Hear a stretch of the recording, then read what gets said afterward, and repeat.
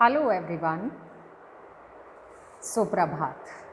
आज हमारे देश की दो महान हस्ती या महापुरुष एक साथ जन्मे थे। हमारे लिए बड़ा सौभाग्य का विषय है, जिसमें से पहले पर मैं बताती हूँ मोहनदास करमचंद गांधी जी, जिनका जन्म 2 अक्टूबर 1869 को हुआ था और मृत्यु उनकी हुई थी आज़ादी के बाद 30 जनवरी 1948 को।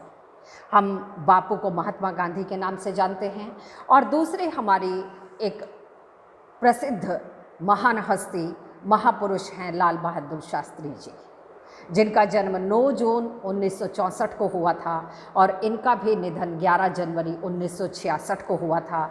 दोनों ही हमारे नेता कांग्रेस को सपोर्ट करते थे, कांग्रेस कार्यरत थे या कहें कि सक्रिय कार्यकर्ता रहे हैं।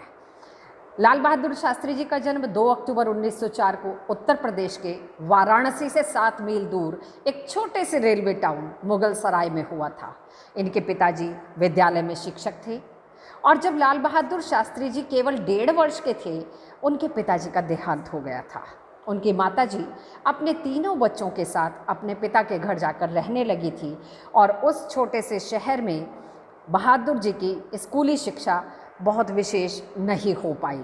गरीबी की मार उन पर पड़ रही थी और उनका बचपन, कहना चाहिए कि जिन खुशियों से बच्चों को अधिकार बच्चों का होता है, मिलती हैं, उनसे वो वंचित रहे।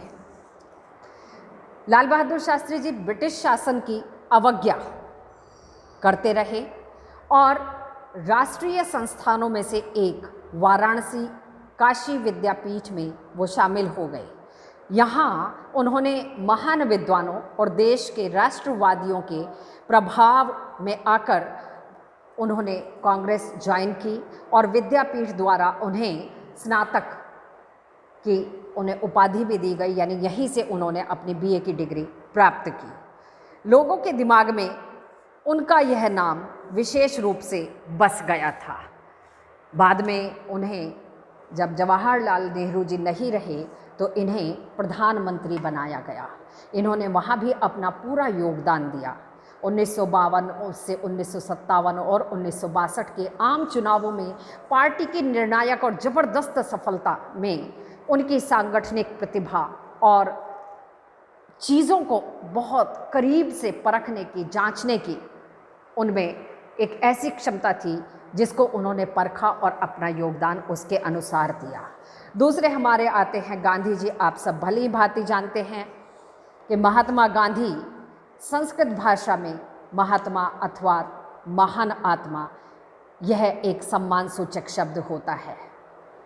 गांधी जी को हम इसी नाम से जानते हैं। 1915 में राजवैद्य जीवराम कालिदास जी ने इन्हें पहली बार इस नाम से संबोधित किया था और यदि हम एक अन्य मत को देखें तो उसके अनुसार स्वामी श्रद्धानंद जी ने गांधी जी को महात्मा गांधी की उपाधि दी थी। और इसी संदर्भ में तीसरा मत है, रविन्द्रनाथ टैगोर जी ने महात्मा की उपाधि इन्हें दी थी। 12 अप्रैल 1919 को अपने एक आर्टिकल में उन्होंने अर्थात बापू ने गुजराती भाषा में अपने पिताजी के नाम से भी कुछ आर्टिकल लिखे, जिन्हें वहाँ इनके पिता के नाम से, इनका पूरा नाम है मोहनदास करमचंद गांधी, क्योंकि इनके पिताजी का नाम करमचंद था।